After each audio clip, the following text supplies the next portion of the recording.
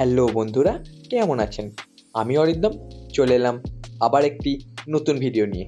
আগের পর্বে আপনারা দেখেছিলেন কিভাবে আমরা কন্যাকুমারী সাইট সিন করেছিলাম। এই পর্বে আপনাদের দেখাতে চলেছি কন্যাকুমারী থেকে কিভাবে আমরা কেরালা ভ্রমণ করলাম। কেরালা ভারতের দক্ষিণ পশ্চিম উপকূলের একটি রাজ্য, যা তার মনোরম প্রাকৃতিক সৌন্দর্য, সমৃদ্ধ সংস্কৃতি, মশলা, ব্যাকওয়াটার, চা বাগান এবং সৈকতের জন্য পরিচিত, এবং এটি ঈশ্বরের নিজ ভূমি নামে পরিচিত, যেখানে রাজধানী রয়েছে তিরুবনন্তপুরম এবং এই রাজ্যের প্রধান ভাষা হলো মালায়ালম। ইচ্ছে ছিল 2026-এর ফেব্রুয়ারি মাসে কেরালা ট্যুর করব, কিন্তু কেন জানি না, হয়তো ভাগ্যে ছিল, তাই 2025-এর অক্টোবর মাসেই হয়ে গেল আমাদের কেরালা ট্যুরের কিছুটা অংশ। প্রথমে গিয়েছিলাম আমরা পুভার আইল্যান্ড, তারপর সেখান থেকে চলে এসেছিলাম কোভালাম গ্রোভ বিচ, এবং এর পরবর্তীতে যাব Padmanabhaswamy temple, India's richest temple Padmanabhaswamy temple, যেখানে কিন্তু ধুতি পরে প্রবেশ করতে হবে এবং খালি গায়ে ছেলেদের প্রবেশ করতে হবে। চলুন সেখানে যাব, আপনাদেরকে দেখাবো। আগের দিন আমরা কন্যাকুমারীতে 10টা স্পট সাইট সিন করেছিলাম, আর তাই আজকে বেরিয়ে পড়েছি। দেখুন এই যে পিছনে দাঁড়িয়ে আছে ট্রাভেলার গাড়ি, একটা 14 সিটার ট্রাভেলার গাড়ি নিয়েছি। এখান থেকে যাচ্ছি কেরালা। কেরালা আমরা প্রথমে যাব পুভার আইল্যান্ড, তারপরে সেখান থেকে কোভালাম বিচ, এবং অবশেষে অর্থাৎ 5টার সময় খুলবে পদ্মনাভস্বামী মন্দির। সেখানে দর্শন করে আবার ব্যাক করব কিন্তু এই তামিলনাড়ুর কন্যাকুমারীতেই। এখানে ব্যাক করে আজকে নাইট স্টে করে আগামীকাল সকালে আমাদের কিন্তু ট্রেন রয়েছে, আমরা ট্রেন ধরে চলে যাব তিরুপতির উদ্দেশ্যে। এই যে দেখুন গাড়ি নিয়েছি আমরা, 6,500 টাকা আমাদের থেকে নেবে। এসি গাড়ি রয়েছে, 3টে জায়গা আমাদেরকে ঘোরাবে, কোভালাম, পুভার ব্যাকওয়াটার এবং পদ্মনাভস্বামী মন্দির। কেরালা যাওয়ার পথে রাস্তায় দাঁড়িয়েছিলাম কিছু স্ন্যাক্স আইটেম নেওয়ার জন্য।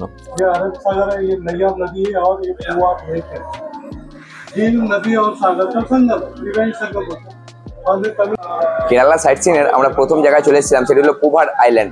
দেখুন এখানে প্রায় আমাদেরকে 9 জায়গায় নিয়ে যাবে। বোট আসছে, আমাদের টোটাল 2টো বোট দেবে। 2টো বোটের জন্য আমার থেকে 6,000 টাকা নিয়েছে। আমরা টোটাল 11 জন আছি। 1.5 ঘন্টার একটা সফর থাকবে, প্রায় 8 থেকে 9 জায়গায় ঘোরাবে আমাদেরকে, কিছু জায়গায় নামাবে, সেই জায়গাগুলি আপনাদের দেখাচ্ছি।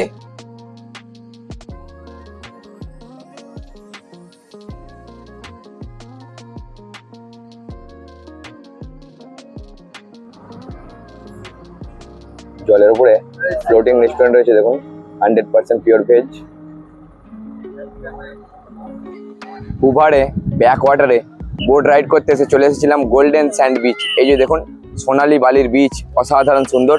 এখানে কিন্তু অনেক ধরনের দোকানপাট রয়েছে, সেখানে ডাব পাওয়া যাচ্ছে, বিভিন্ন ধরনের জুস পাওয়া যাচ্ছে, এছাড়া ফলও পাওয়া যাচ্ছে। কিন্তু এখানে কিন্তু সমুদ্রে নামা বারণ রয়েছে, দেখুন ওই যে দড়ি দেওয়া রয়েছে।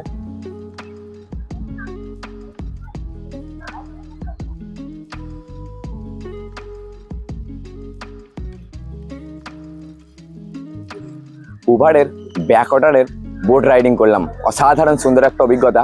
এখানে মূলত ম্যানগ্রোভ এবং অন্যান্য তাল জাতীয় বৃক্ষের সম্ভার রয়েছে, যেগুলো পুরোপুরি প্রাণবন্ত এবং উদ্ভিদকুলের অসাধারণ একটা প্রাকৃতিক বৈচিত্র্য আপনি এখানে এলে দেখতে পাবেন। এছাড়া রয়েছে নায়ার নদী, আরবিয়ান সাগর এবং এই ব্যাকওয়াটারের মিলনস্থল, যেখানটাকে সঙ্গম বলা হচ্ছে, সেই জায়গাটিও কিন্তু আমরা ঘুরলাম। সেই জায়গায় একটা অসাধারণ সুন্দর গোল্ডেন স্যান্ড বিচ রয়েছে, সেখানেও কিন্তু আপনারা ফটোশ্যুট করতে পারবেন। অসাধারণ সুন্দর একটা জায়গা। আমাদের কিন্তু দাদারা যেভাবে বলেছিলেন সেইভাবেই কিন্তু গাইড করে নিয়ে গেছেন।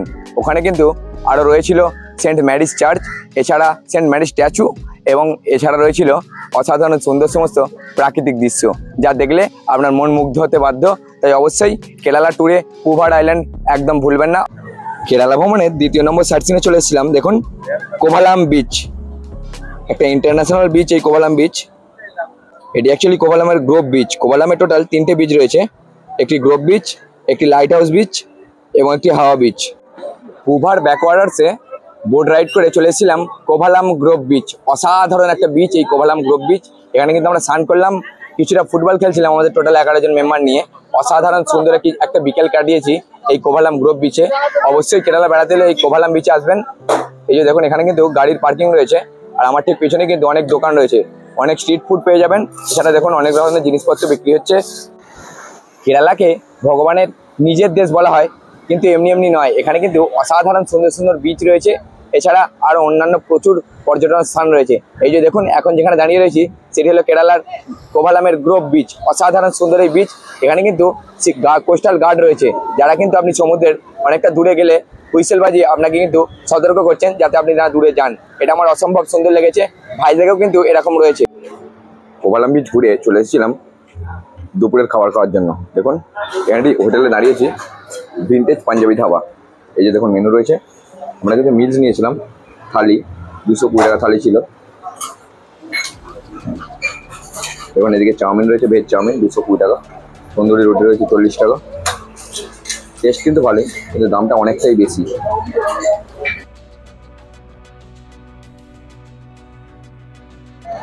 কোভালাম বিচ ঘুরে চলে এসেছিলাম ভারতের সব থেকে ধনী মন্দির পদ্মনাভ স্বামী মন্দির।